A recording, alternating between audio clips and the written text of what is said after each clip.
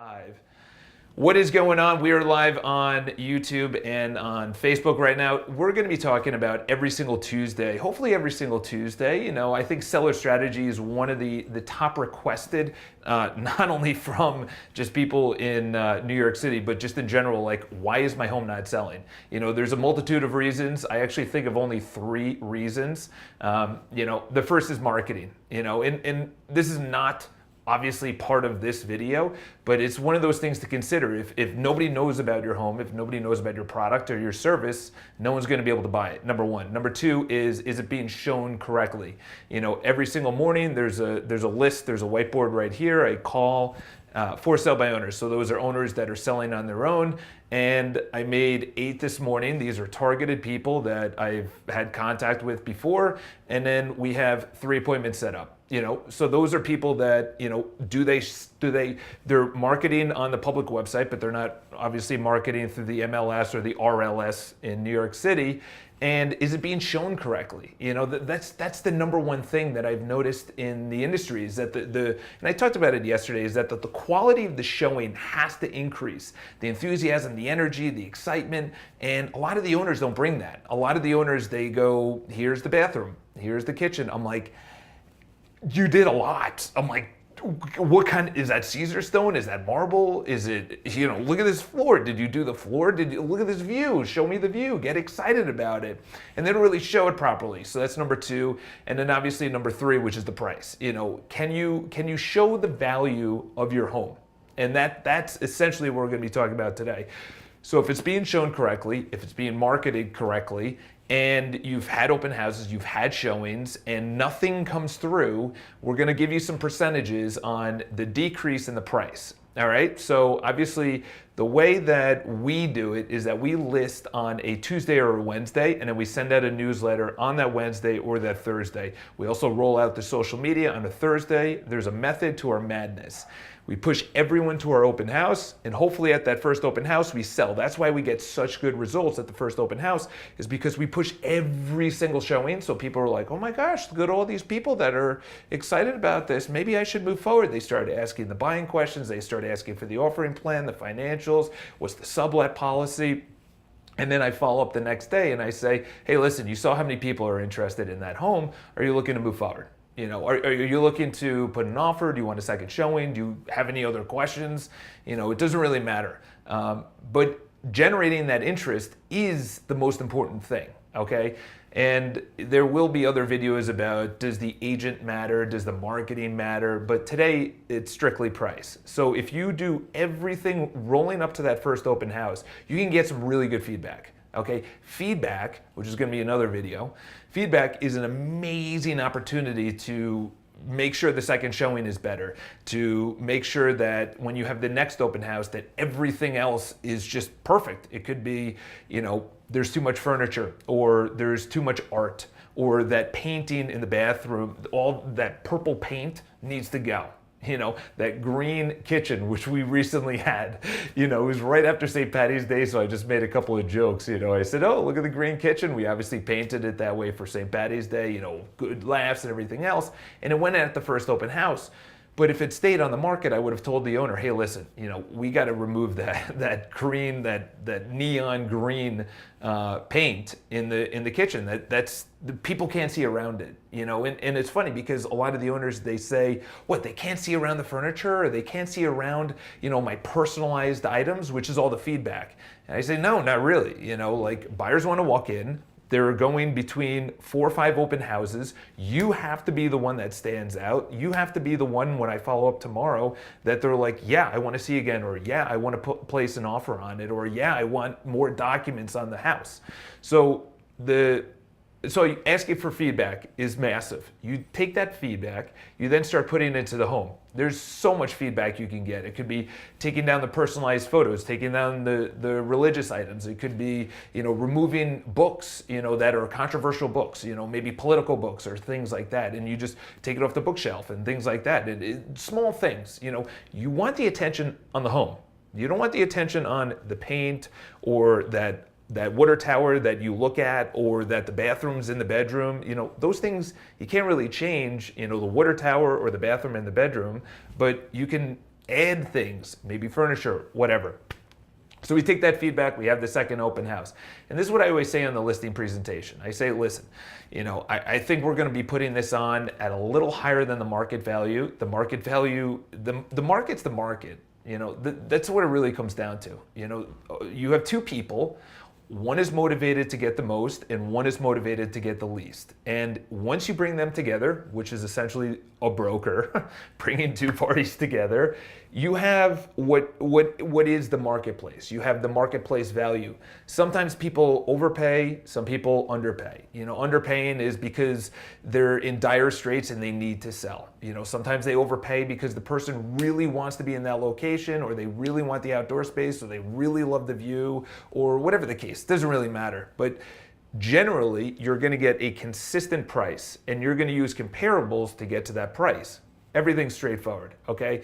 Once you hit the critical point of 2 open houses and a couple of days, so I call it 17 days, you want to reevaluate your strategy. What's going on? Because once you hit that 17-day mark, the showings decrease, the amount of people coming to the open house decrease, the amount of feedback decreases. People are like, oh, okay, it's been 34 days. Oh, okay, it's been 56 days. Oh, okay, it's been 74 days, whatever the case is.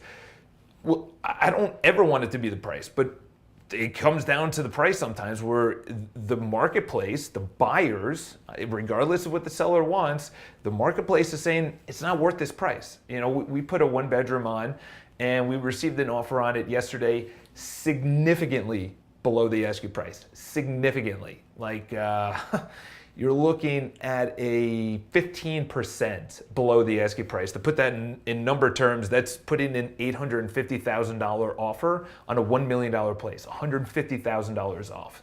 And I went to the owner, I said, listen, you heard me. When we were at the listing pitch, I said, I got you a record for your neighbor, which was $1,000 a square foot in the building. There's no amenities, there's no doorman, there's nothing. It's just a home. Yeah, it is a condo and everything else, but I got you the record, and this is where we should be priced at, which was still below where the offer came in, but it's below where we listed it. And he understood. He said, okay, let's do Memorial Day to July 4th, and then we'll talk about a price improvement after July 4th. So I'm gonna go back to the offer. The offer had all the comparables. It was an incredible offer. It just said, this is why I'm not gonna pay your listing price. I was like, understandable. Thank you very much for, sometimes people just put an offer and I'm like, okay, where'd you get the price? How are you justifying this price? How are you justifying this low price right now? And we're gonna go back to the offer and say, listen, $1,000 a square foot is gonna put the price right around here. And then from there, you take it and you reverse engineer, get into the negotiations, which we're gonna be doing today.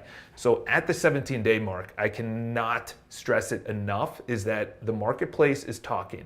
The marketplace is giving you feedback. You have to take that feedback to make the home better, so you don't have to make the price better. It's really what it comes down to. Do the 2 open houses, and that's what I say. You don't have to readjust the price after 17 days, but you have to readjust your strategy.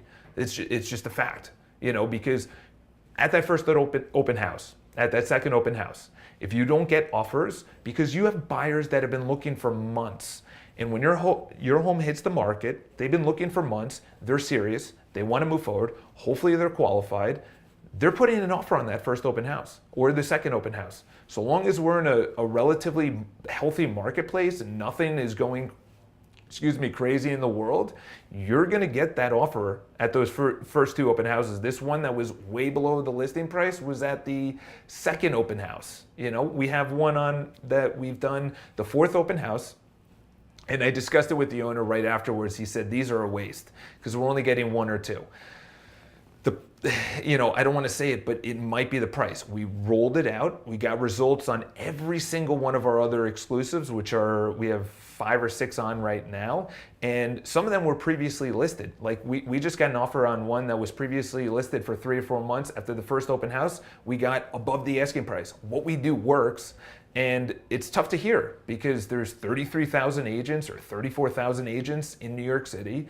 You have a ton of news articles that conflicting. You have MSNBC, you have Fox, you have Fox Business. You have all these news outlets just saying that, just producing content to produce content with no real numbers behind it. And you're sitting there and you're like, this is the marketplace, this is the reality. So that might be a price where we revisit. There's other opportunities where you could take it off the marketplace if it's, squeezed between, say, Thanksgiving, Christmas, and New Year's. You take it off the marketplace and then you re-put it back on at the same price and or just a little bit lower. I always say when I take on a listing that's been listed with another broker, I say just give me 0.5%. So I can go to the marketplace and say price improvement. It's not a price reduction, it's not a price decrease, it's a price improvement.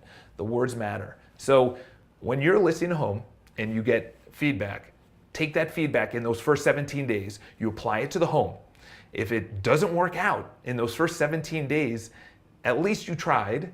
But if you're taking that feedback and you're saying it's the buyers, it's the market, they're not seeing the value, that's not the right approach, because that marketplace has seen all of your neighbors, the entire neighborhood, and then some other areas, different sizes, different types. In other words, condos, co-ops, doorman, not doorman, walk-ups, elevators, 2 bedrooms, 1.5 bedrooms, where they can convert it into a 2-bedroom. They've seen everything. So they're coming to your house and they're saying, I know what's out there.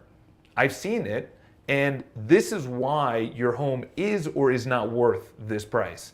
So take it as is, but after that 17 days, I'll just give you some statistics. If you get no showings for an entire week and a half, maybe even 2 weeks, it's 10% overpriced, at least 10% overpriced. Because people that search for $1 million, it probably is worth $900,000. And those people are not looking at $1 million because they're only looking up to 900,000. That's what it is on StreetEasy and Zillow and Trulia. If you get only 1 or 2 showings, you're 5% overpriced. If you're getting a ton of showings and maybe some offers, then you're right there. That's where you go. And there's 3 ways to actually find out the price. That's a totally different video. Just wanted to go live today, obviously, and let you know that it doesn't always have to be the price. As long as you do everything else correctly, then you take that feedback, you market it correctly, you show it correctly, you host open houses at the right times, you roll it out correctly, it's not going to be the price. But if it's the price, that's the feedback. After 17 days, that's usually when you revisit the strategy. If you're getting no showings for 2 weeks, you're 10% overpriced. If you get no showing, if you get 1 to 2 showings every 2 weeks, you're 5% overpriced. Okay? You never want to get to that point because people look at it and they're like, "What's wrong with the home? What's wrong with the home? There's something wrong with the home. I'm not going to pay, your list or even close to it if it's been on for 3.5 months, 4 months. There's got to be something, that I don't know that every other buyer knows about." So I hope you take that feedback.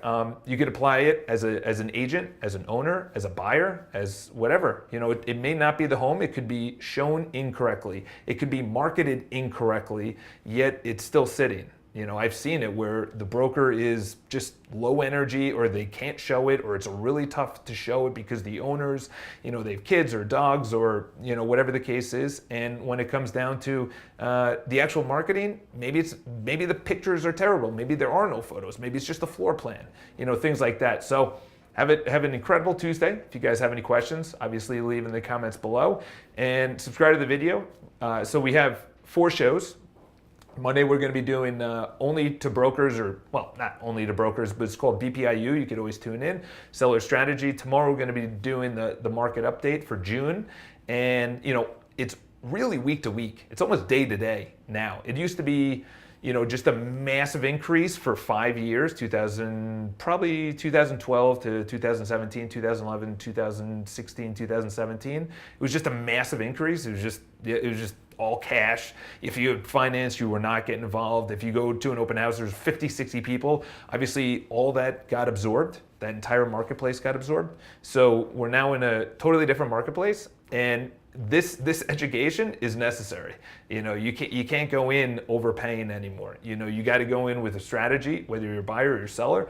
So we're going to have the June. On Thursday, we are going to be doing the hot topic. The hot topic is, what do the brokerages need to offer? There's 3 things, maybe 4 things that a brokerage needs to offer. I talked about it yesterday. Keller Williams is laying off people, not laying off people, but just letting people go. Compass went out of, not Compass, Town Residential went out of business. Hopefully Compass doesn't go out of business. If Compass went out of business based on the amount of money that they've received from investors, that would be a very interesting marketplace. That'd be a lot of people that would be looking for work. But there's things that a brokerage needs to offer. And then on Friday, we're going to do something called You Ask, We Answer, which is YAWA. So in other words, you ask any question. Should I get into real estate? Should I not get in? Should I buy? Should I sell? Should I stage? Whatever, small little questions, big questions, it doesn't really matter. We're going to give a 60-second answer in between. So subscribe. See you guys either today, tomorrow, whenever you guys are interested. Obviously, we're open to referrals if you're outside of New York City. If you're open to buy or sell, obviously just shoot me an email, charles@botenston.com. And of course, we're now in the in-between phase of Memorial Day and July 4th. It's beautiful out today. I know the New York Philharmonic is going on tomorrow at Central Park, so if you're in New York City, hopefully you pop by there. That's always a fun time, and then they have fireworks afterwards. So have an awesome day. Talk to you guys soon, and I will see you guys